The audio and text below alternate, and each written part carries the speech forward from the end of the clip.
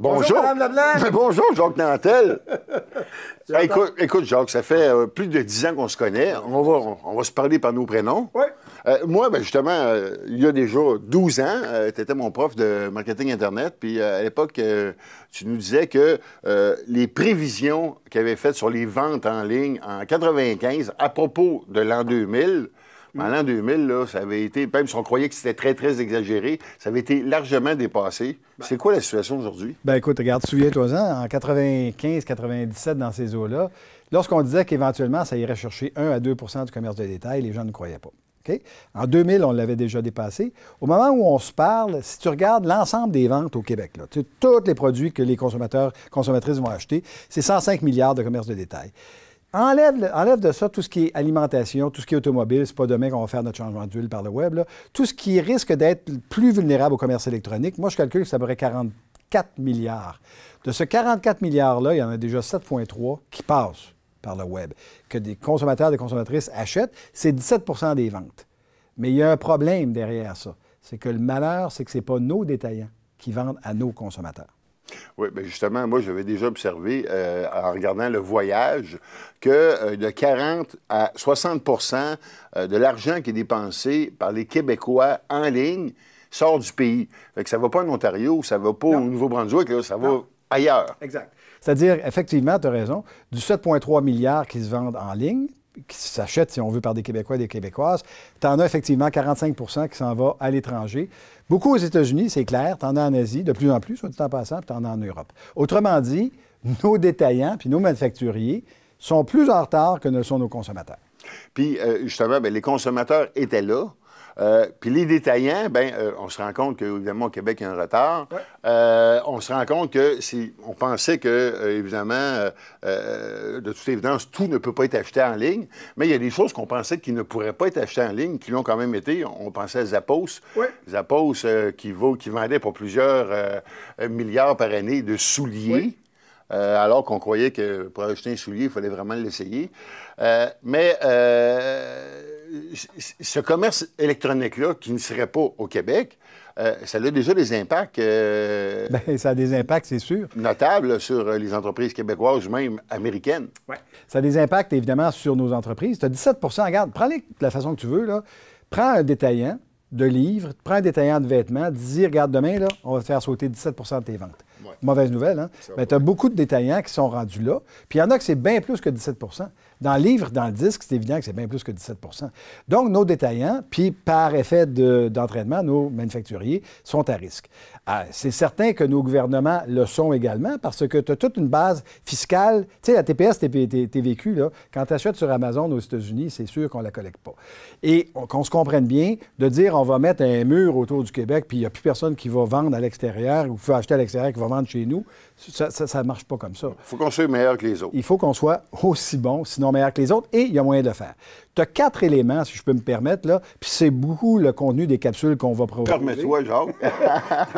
J'aime ça quand tu te permets. Tu as 4 éléments qui deviennent importants. La première, c'est de s'assurer une présence en ligne. On parle beaucoup, puis on va en parler dans les autres capsules, on parle beaucoup de référencement, mais on parle beaucoup également et de plus en plus de présence des médias sociaux. Oui. Ça, tu es bonne là-dedans.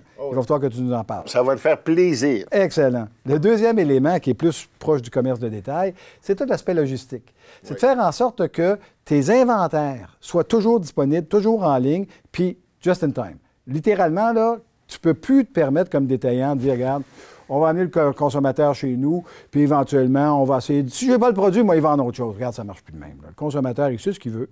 Il va aller le chercher. Si tu l'as, tant mieux. Si tu ne l'as pas, il va aller ailleurs. Oui. Puis le 45 là, qui s'en va à l'extérieur, c'est pas pour rien. Tu as une deuxième dimension dont on va parler beaucoup dans ces capsules-là, qui est tout le reste de la chaîne logistique. C'est-à-dire qu'une fois que tu as vendu un produit, là, une paire de souliers, c'est un bon exemple. Une fois que tu l'as vendu, ta paire de souliers, il faut que ta consommatrice, ton consommateur, sache quand est-ce qu'il va l'avoir, dans quelles conditions, puis bien plus que ça.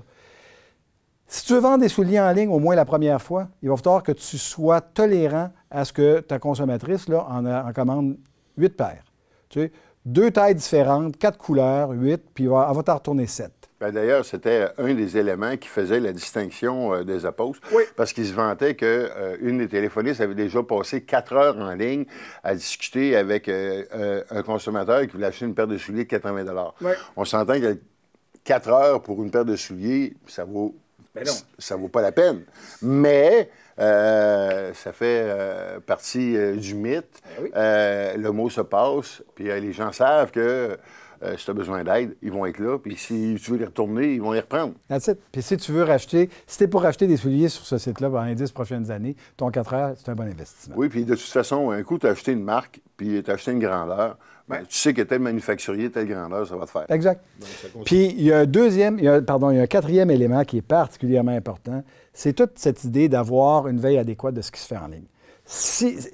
Quand tu es sur le web, tu es en concurrence littéralement avec le monde entier. Tout à fait. Alors, à partir de ce moment-là, tu regardes les meilleures pratiques. Par contre, c'est pas une raison, puis c'est peut-être là qu'est le problème en ce moment, c'est pas une raison pour que nos détaillants, nos manufacturiers soient tétanisés, là, soient comme paralysés parce que des géants comme Amazon.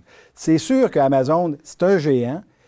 C'est sûr que nos entreprises, demain, ne deviendront pas des Amazon comme ils ne sont pas devenus des Walmart. Ça, c'est clair. Sauf qu'il y a moyen de les concurrencer ailleurs et autrement. Oui, puis il y a une compréhension, justement, du consommateur que nos entreprises ont, que les gros ne peuvent pas avoir, parce que la personnalisation, il y a quand même des limites à ça. Absolument. Maintenant, il y a certains types de commerce qui sont peut-être plus favorables à la vente en ligne, quoique, entre toi et moi, tout type d'entreprise devrait avoir une présence en ligne, parce que même si tu ne vends pas en ligne, il y a quand même du lèche-vitrine qui se fait de façon importante et qu'il faut que tu te places dans le processus décisionnel du client qui va peut-être finir en magasin, mais qui peut commencer en ligne. Mais si on parle strictement des business là, qui font du commerce en ligne, ce serait quoi, selon toi, là, les trois gros groupes de ces commerces-là? Bien, le premier, c'est le plus évident, c'est tout ce qui est un produit virtuel. Alors, c'est un produit, c'est pas une coïncidence si les premiers commerces à avoir été affectés, ça a été dans le domaine du livre, dans le domaine du logiciel, dans le domaine du DVD, dans le domaine de la musique. C'est parce que ces produits-là sont téléchargeables directement. Ton deuxième groupe, essentiellement, c'est tes services. OK? Tout ce qui est service, il faut que tu aies une présence en ligne. Ça peut paraître bizarre. Certains services sont livrables en ligne. Tu peux avoir des recommandations. Tu peux avoir, dans certains cas, certaines formes de diagnostic. Mais tu vas avoir beaucoup d'informations en ligne. Puis ton troisième, bien évidemment, c'est le commerce traditionnel, c'est la table, c'est la valise, c'est les chaussures, c'est les diamants, c'est tout ce qui est physique, matériel. Tu peux maintenant vendre à peu près n'importe quoi en ligne, petit, gros paquet, tu peux vendre des voitures, tout est vendable en ligne, à condition évidemment que ta chaîne logistique suive. Puis il y a des exemples au Québec qui sont intéressants. Oui. Puis parce que tu peux évidemment décider que toi-même, tu te fais une présence en ligne, un magasin avec tout le marketing, ou tu pourrais, comme on parlait d'Amazon, tu pourrais aller chez Amazon et décider de vendre chez Amazon. Voilà. Le truc, là, le départ, Michel, c'est de ne pas avoir aucun préjugé. Si la meilleure façon de rentrer sur le web, c'est de t'acoquiner avec les Amazon de ce monde, tant mieux, fais-les. Okay? Dans certains cas, il va falloir que tu laisses jusqu'à 20-30 de marge à la table. Certaines entreprises ne peuvent pas y arriver. D'autres ont cette marge-là, ont cette latitude-là, tout aussi bien d'embarquer directement. Okay? Et puis, dans d'autres cas, bien, tout aussi bien de faire ton propre site. Ça dépend de ta stratégie. Ça dépend du positionnement que tu veux avoir. C'est vraiment c'est pas une question technologique, hein, c'est une question de marketing au départ. Moi, il y a deux entreprises, il y en a plusieurs, hein, mais il y a deux entreprises qui sont intéressantes, dont on va parler beaucoup dans d'autres capsules, qui m'intéressent, qui m'ont toujours allumé, qui sont pratiquement aux deux extrêmes des stratégies. D'une part, la vie en rose, on connaît bien les boutiques. Quand tu parles au propriétaire fondateur François Roberge, lui va dire, regarde, je suis d'abord un détaillant. Le web, bien, ça a été un ajout à ma stratégie, mais sa stratégie de départ, elle tourne beaucoup à travers des marques privées. Alors, c'est sûr que si tu as une marque forte, bien, elle n'a pas besoin de se retrouver chez Amazon. Les gens vont venir sur ton site. Ça, c'est vraiment du marketing.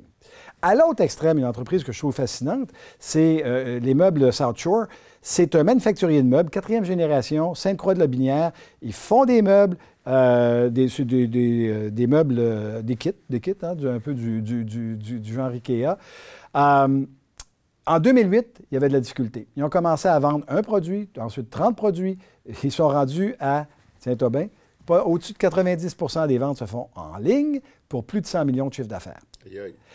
Alors que c'était une entreprise qui, en à peine, même pas 14 ans, faisait des courses de production de 3000 unités, qui mettaient ça dans un camion, qui envoyait le soir. Aujourd'hui, là, ils font pas encore du sur-mesure, mais pas loin. C'est-à-dire qu'ils vont avoir des courses de production de 140, 200 produits qui sont déjà littéralement préadressé. Alors, la commande arrive à travers, parce qu'eux, ils vendent à travers les Amazon et les Walmart de ce monde. OK?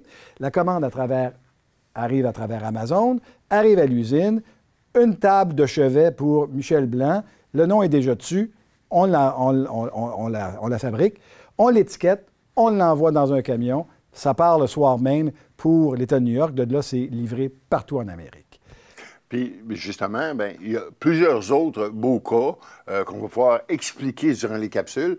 Puis, des fois, c'est difficile de parler des beaux cas parce que quand il y a des gens qui ont vraiment du succès, ils ne veulent pas réveiller leur compétition. Ben voilà.